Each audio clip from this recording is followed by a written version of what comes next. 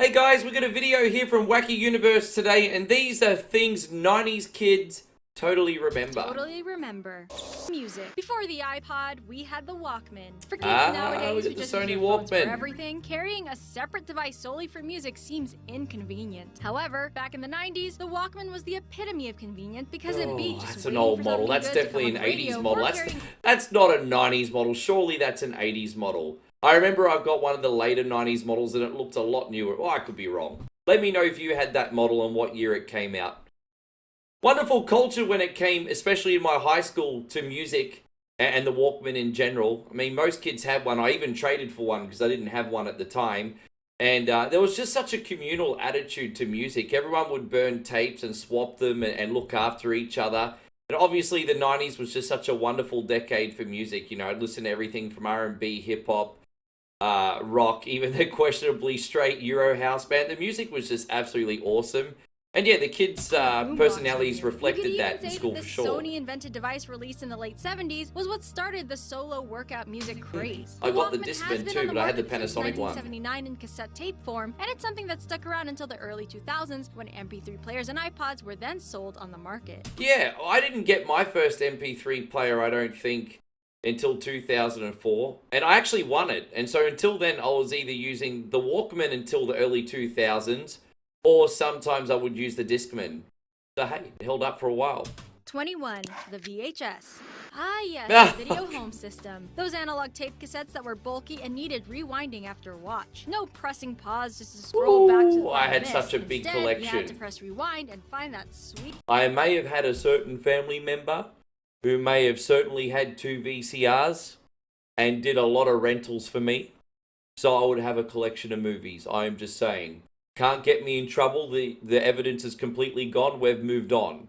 I'm saying that may have happened. Sweet spot. Born out of Japan thanks to the JVC, VHS was so great that it beat out its rival Betamax, which was a smaller tape cassette that had slightly better video. I only ever saw a few of those. VHS won out.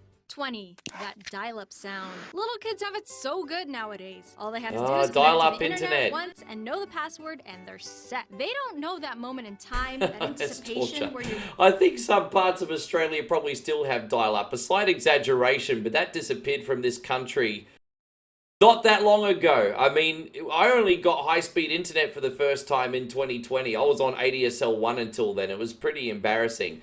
But going back to the 90s internet story, I first used it in 95, and I don't remember it until my dad mentioned it. I didn't get it in my home until late 99, early 2000, but I used it at my dad's place.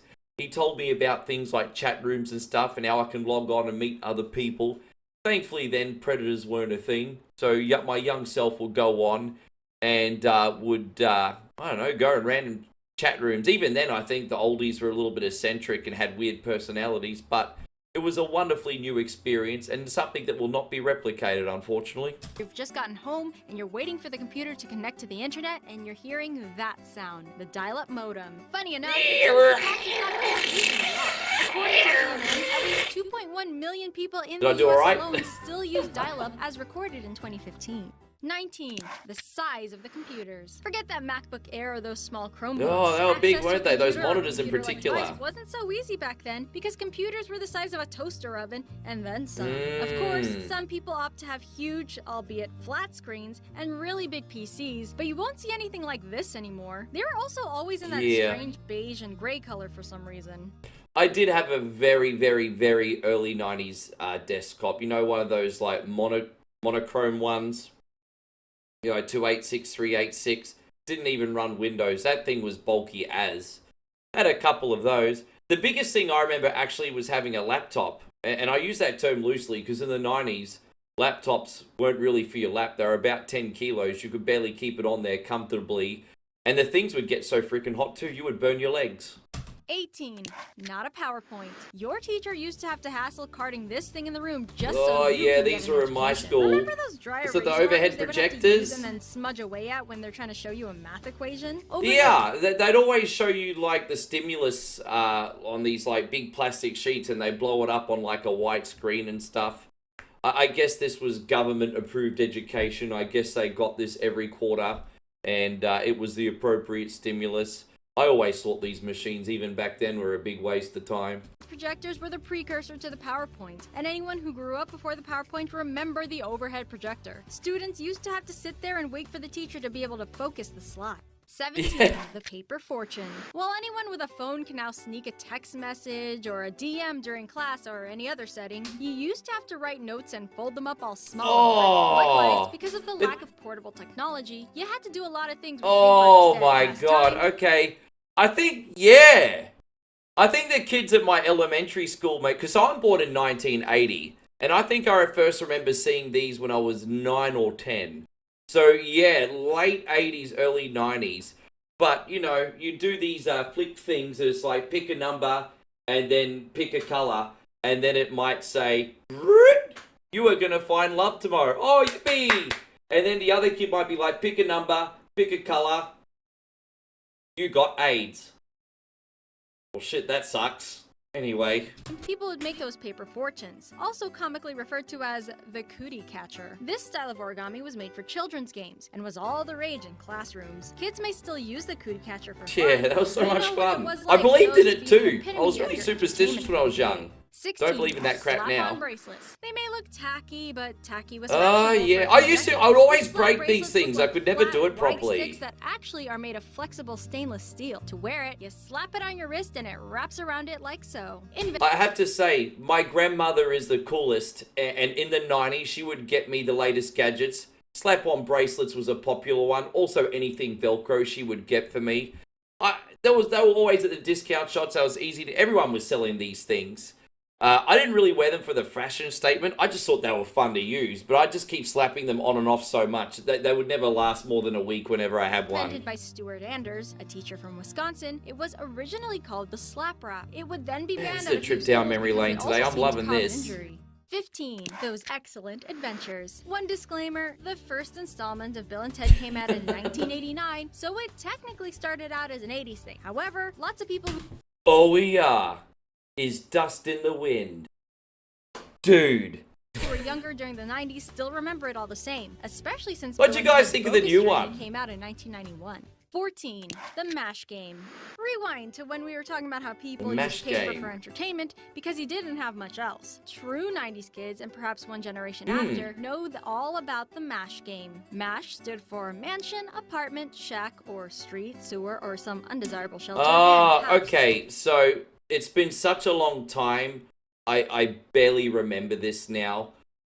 Grade 7, I think the girls were pulling this sheet out, if I remember. I think I remember seeing them do something similar at camp. So, yeah, I was in a Year 7 camp. More you know. Yeah, so back in 1993, I think I'd see the girls doing this. Don't remember the rules or It was a way anything, to though. playfully predict your future, essentially getting old, how rich okay? you'll be and who you'll marry. You could write profession choices, your crushes, cars you might want, and any other category you want to add. 13. Where did Dunkaroos go? Once upon a time, there was Where did Dunkaroos go? And let me tell you something. I can't even find them in Australia. They may be around. They may exist. They may be in some supermarkets. I don't see them. My American friends are telling me they're still in the United States. And I'm pretty sure I've seen them in Asia as well. You know those little kangaroo biscuits that you dip in the chocolate? That's why they call them Dunkaroos. Dunk-a-roo. I don't know why they're not around anymore. I used to love these in my lunchbox. From the kitchens At least of we Betty still have Crocker Nutella. came Dunkaroos, tiny cookies that came in a blue package complete with colorful icing. First launched onto grocery store shelves in 1990, these cookies were represented by a cartoon kangaroo, one that changed over the What years. happened They to those? ignited They were their the popularity best. during this decade and would go on to sell I can understand if unpopular things disappear, but every kid loved these. until 2012 before they were discontinued. 12. Bop It. The commercials for the Bop It were fast-paced and loud, the kind of environment you need to play a game like Bop It. This audio game was the desire of kids everywhere during the 90s, patented by Dan Klitzner, and then licensed by Hasbro. Yeah, I never played 90s. this. I used to 11. see these at Video kids' game house now consoles collecting are the dust. past. There is no denying that video games have come Uh-huh, a which long ones way we from the talking original about? Atari to the big esports tournaments that happen in the present day. Gone are the days from when your video game just wasn't working and you had to remove the cartridge from your Super Nintendo and blow on it so that it will work. Nintendo released this. See, the thing is, back in the NES days, you didn't have to blow on the cartridge. That was a myth that we all fell for. You just have to grab your fingers inside the NES toaster and move the cartridge around until it's connected properly on the pins. hit the reset button, and then it will work. There's a fun fact for you. Super Nintendo Entertainment System in 1990 in South Korea and Japan, and then in the United States by 1991. I tell you what, my most favorite memories, probably in my childhood, are from between the ages of about maybe 10 and 11. No, probably 10 and 14. Sleepovers with your friends, staying up all night on the weekends until 4 in the morning, even though you've been asked to go to bed 10 times, and then trying to get up after 2 hours sleep and playing sport the next day. It was freaking awesome. It was a happy time, and it was a simple time. 10. All those CDs.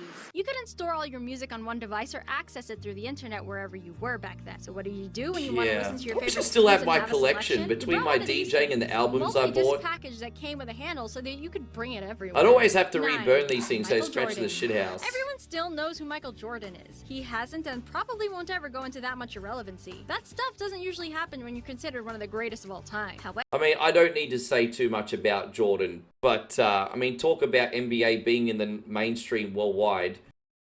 Kids that didn't even watch basketball were wearing Jordan jerseys, buying basketball cards, shopping at the starter store. What can I say? I don't really need to say anything else. You've all been there, you all remember it.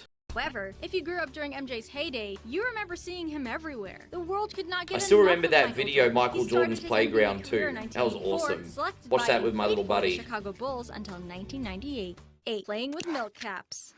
If you never Milk collected or heard of caps. Pogs, you're probably staring at this pile of circular cards wondering what in the world they are. Pogs, which stands for passion fruit, orange, and guava, were milk caps from the brand of juice that sold these flavors. In the 90s, collecting these caps would become a popular game.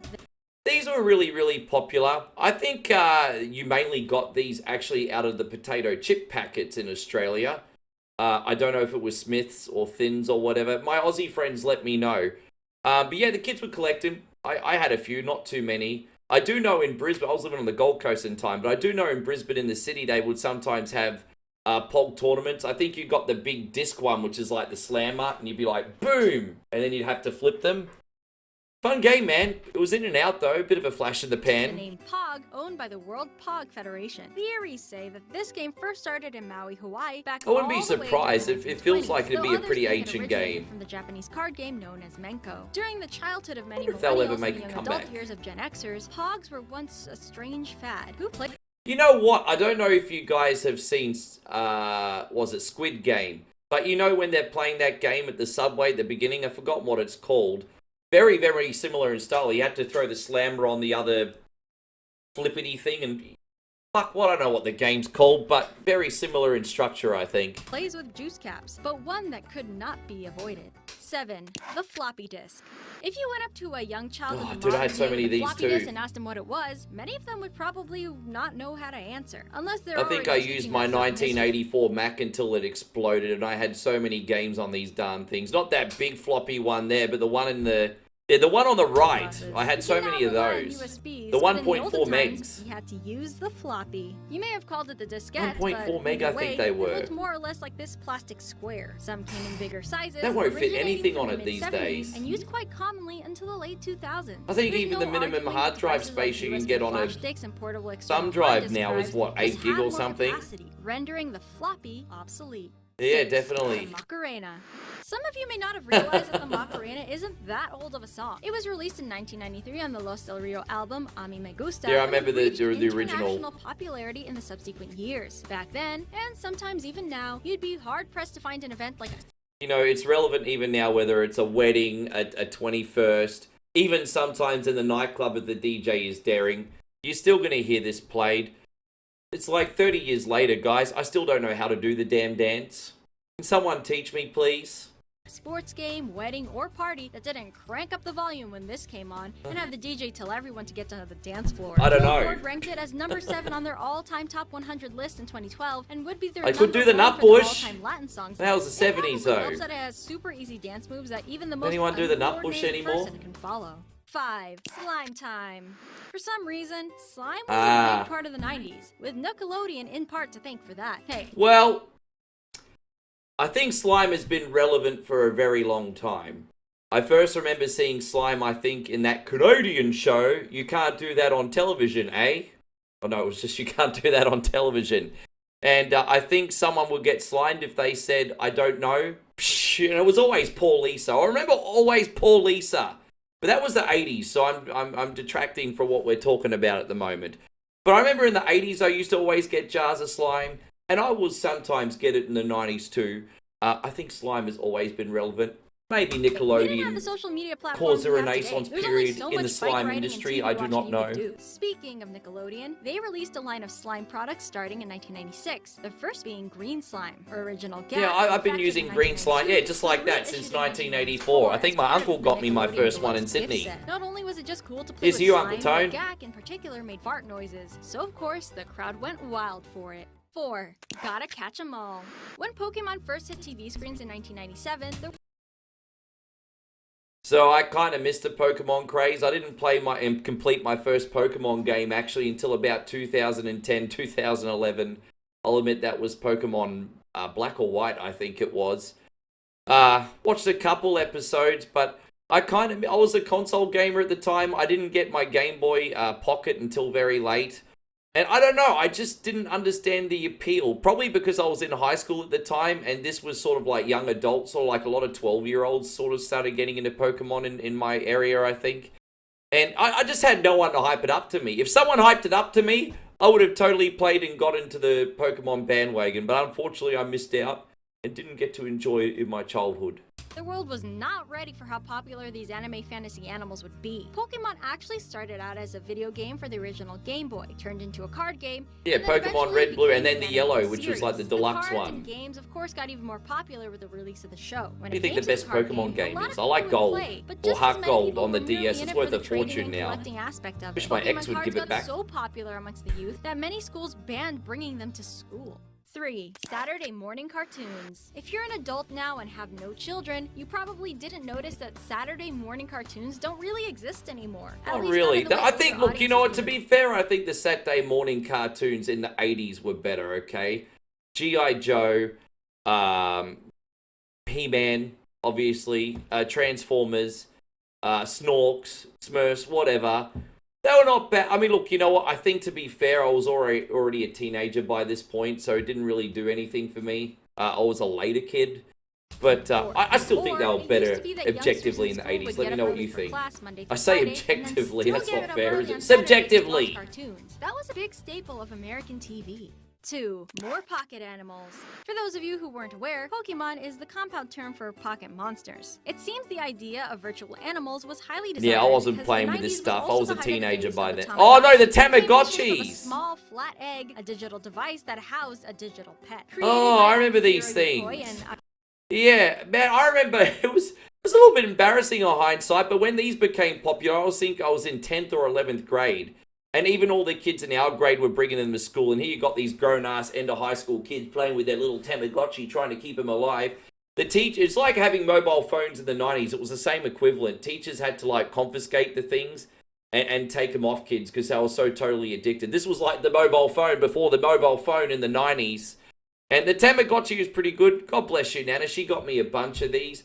I used to trade different models, though. Sometimes I felt like the no-name brand actually had the better creatures and the mini games, which was really, really funny. I sometimes felt the Tamagotchi model was actually a little bit basic. Akimaita, Bandai released the toy in 1996. Yeah, look how many different versions there were. And then the rest of the world the next year. Yeah, 96 or 97, I think I first got one. Let us know in the comments which of these probably had 4 or 5 over the course of my teenage years. Ready for number 1? Let's go. 1. Video stores. Oh my gosh. The place you could go to after school and chill with your friends at, or go to with your family. From PG movies to the most explicit films, you could find anything and everyone at the video store. I would say my best video store memories are from 1990 to 2002. That's a good run. I'm very happy with that. Now, I want you guys to leave your best video store memories in the comments below. But I first remember going very young as a kid in the 80s. Sometimes they were connected to corner stores as well, which was great. But the 90s was when it was special for me because that's when they started renting out games. And I just still remember that new game smell. It's just like, oh. And you get a Sega Master System game or an NES game, and then as the systems evolved, you go the next models too. Going there with your friends or your family on the weekends, getting snacks like Maltesers or popcorn if the Blockbuster or the Video Easy had it. Sometimes you get sent DVDs too. The deal was you'd watch the DVDs first, and then or the VHS first, and play the games later. Oh, I just can't say enough. I was just so addicted to I just wanted to hang around. I just love the atmosphere so much. I don't know what happened. I'm just so thankful I have it as one of my memories. That definitely deserves number one. 100%. Yes, yes, yes. Founded in 1985. In 2004, they had over 9,000 locations. It may surprise you, but they're still going even after being closed. Here's to you, Oregon. In 2018, there are now only 6 stores left, 5 of which are in Australia. If you like Yeah, this is an old video, so here's to you, Oregon, last of the Mohicans. Guys, we want to thank you for watching today. We hope you enjoyed this trip down memory lane. Let us know your memories below. We'll see you on the next one. Take care, everybody.